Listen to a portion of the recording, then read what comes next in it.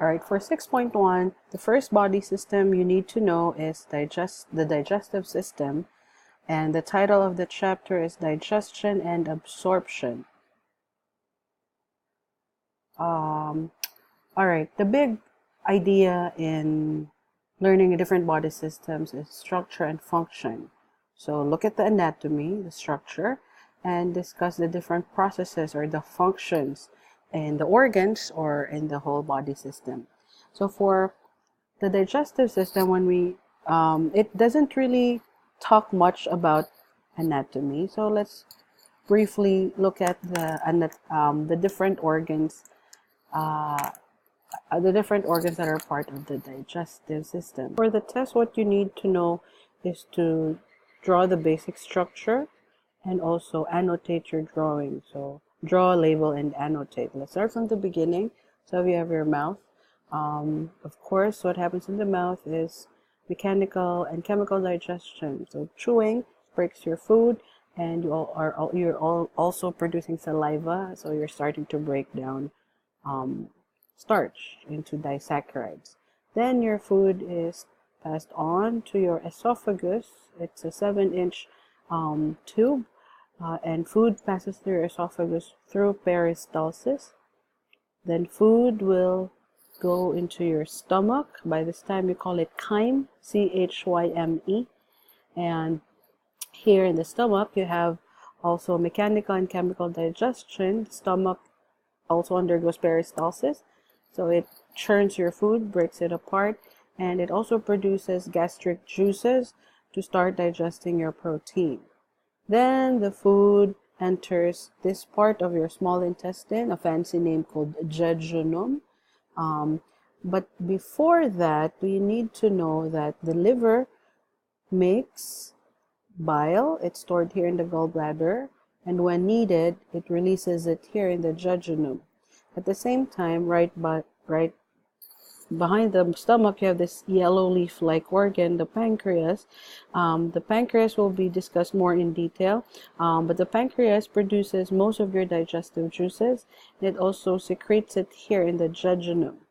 All right, so food proceeds to your small intestine here, and this small intestine is the longest part of your digestive tract. The structure is so because you need a longer surface area to absorb all the nutrients in your food.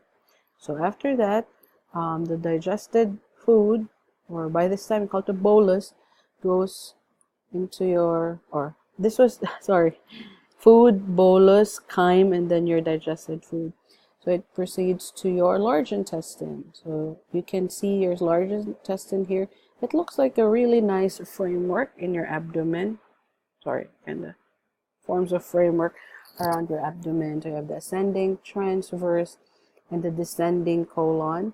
And you have your mineral and vitamin absorption, also water absorption. And then your rectum, where you store your undigested food or feces until such time you're ready to release it through your anus. So again, this one whole tract actually is all it's all one long tube when you were still an embryo, until it developed and expanded in different parts, or it had these convolutions here in the small intestine, but it's actually one long hollow tube, from the mouth to the esophagus to the stomach to the small intestine to your large intestine, rectum, and then out through your anus. So the structure that you need to look at, the structure that you need to look at here in detail are your small intestine and your pancreas, and the function FXN, or the physiology that you need to know here is peristalsis. So let me start by talking about peristalsis first. Okay, so what is peristalsis? Let me show you a diagram. So you need to know here your two muscles in charge of producing that peristaltic movement or peristaltic wave. You have your circular muscle, and your longitudinal muscle. So your circular muscle, if that's the tube, so imagine my hands, those are the circular muscles, and your longitudinal muscles are on top, so it's lengthwise, circular, round, around the diameter of the intestine. So you have here the circular muscle contracting, so it's squeezing down food, while your longitudinal muscle is relaxed. Once it's squeezed out the food, the longitudinal muscle will contract to further move the food down the tube. So squeeze, move it down, squeeze, move it down. You have it, you can see it here. So it's squeezed and it's moved down. So it's squeezed by your circular muscle and it's moved down, further down by your longitudinal muscle. So you can observe peristalsis in your esophagus as it pushes down your food. It's also in your stomach as it moves, wave-like contraction, movement of your food into your small intestine. Obviously, your small intestine will have peristalsis, and also the large intestine. So remember the movement longitudinal. Did I spell that right? I think I spelled that right. So circular and longitudinal muscles, when they contract, they're responsible for the movement of your food down your gastrointestinal tract. And please remember that the movement is one way. So it starts from the mouth, it's pushed down all the way to your anus. It never goes back up. Okay, so the anatomy that you need to know here is the structure of your small intestine and your pancreas. Since the title of the topic is Digestion and Absorption, a good amount of material is needed to discuss what absorption is. And absorption happens in your small intestine. So that's why we need to know the structure of your small intestine in detail. So as you can see, I have a very beautiful drawing of a villi. Actually, that's not beautiful. And you need to know how to draw it. And you need to discuss why the inside of the intestine looks like it's lined by a lot of finger-like projections. So let's look at a cross section of your small intestines. This is your small intestine. I'm going to cut it and we're going to look at it from the top view. Okay, so we're looking at it from the top. As you can see, it's not empty, it's not hollow. You can barely see any space here. And the innermost lining of your small intestine has these convolutions or finger-like projections. Each of this is called a villi. So you have several villi, villus. I forgot which one is singular and plural. Let's see, villi. Villi, I think, is alumni. Plural, villi. Villus is singular. So you have villus and then your villi. All right, now you have to know how this looks like in detail. Okay, as you can see, inside your villus, you have this rich supply of blood vessels or your capillaries, and you also have your lacteal. This is because you will absorb, after you absorb your food, it needs to go into your blood circulation. So embedded in those villus, within those villus are blood circulation or blood capillaries. Let's go back to the top view. All right, so your villi,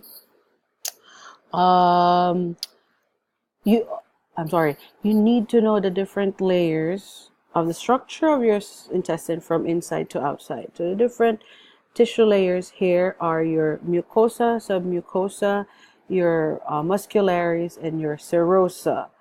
Let's see. So from here to here, so all of those villi is your mucosa layer or mucous coat. You call it mucosa because the cells of your villi are also able to produce mucose. Underneath your mucosa, from here to here, is your submucosa. Sub means under. So under your mucosa, your submucosa. And then you have two groups of muscles that are responsible for peristalsis, which we just learned. Your circular muscle and your longitudinal muscle. Okay, So that's your muscular layer. And then your outermost layer, your serosa. All right. So from inside to outside again, mucosa, submucosa, muscularis, or your circular and longitudinal muscle, and your serosa. So this is the structure of your small intestine. Now, the question is, what are the physiological processes that happens here in the small intestine? Before I list it down for you, please imagine that your food is passing through here, this empty space, and it needs to go where? To your blood circulation. So these broken down parts of your food needs to pass through the membrane of the cells of the villus and into your blood circulation. Let's look at the other picture earlier. So the food here inside your small intestine needs, after digestion, it will pass through your villus, or the cells of your villus, the epithelial cells of the villus, and into your blood circulation. Now let's learn this in detail. So two of the nutrients that you need to know is the absorption of the absorption of glucose and the absorption of triglycerides. So these are the cells of your villi. Imagine this is the lumen, or the inside of your small intestine, where digested food needs to move from that area to this area. What do we have here? Capillaries and lacteal. So just think all of the nutrients need to go into your capillaries. The only thing that will go here into your lacteal is your triglycerides, your fats, your cholesterol. So your cholesterol and fatty molecules is being circulated through the lacteal, and this is part of the lymphatic system. The rest of the nutrients will go into your blood capillaries. So let's discuss triglycerides first. So triglycerides obviously are macromolecules. They're really big. They cannot easily diffuse into your epithelial cells. So this needs to be digested into its components, such as your monoglyceride and your fatty acids. So it's broken down into your glycerol and fatty acids. Now these are small enough to move through your epithelial cells through the process of diffusion. So once it diffuses inside the epithelial cell of the villi, it will aggregate and reform into your triglyceride. At the same time, cholesterol is added here. So triglyceride plus cholesterol, and they will be surrounded by a protein coat. Okay, then that structure is now called your lipoprotein. And through the process of exocytosis, it will be released into your lacteal. So exocytosis here into the lacteal, here diffusion. Two processes for absorption of triglycerides: diffusion and exocytosis. Okay, now you also need to know the process of absorption of glucose. How does glucose from your food get into your blood circulation? All right, so your polysaccharides, after you break it down completely, you have your monomers glucose. Now, glucose can't easily pass through the membrane, so two things needs to happen. First, imagine that you have a pump here, a protein pump, and that pump is your sodium-potassium pump. So that sodium-potassium pump is an active pump. It's an active transport that pumps 3 sodium out for every 2 potassium in. So that pump is responsible in establishing a concentration gradient because it keeps pumping more positive ions out than positive ions in. So after that concentration gradient is established, another protein called the sodium glucose cotransporter will passively move sodium, that excess sodium, back into the cell. At the same time, glucose moves along with sodium to get inside the cell.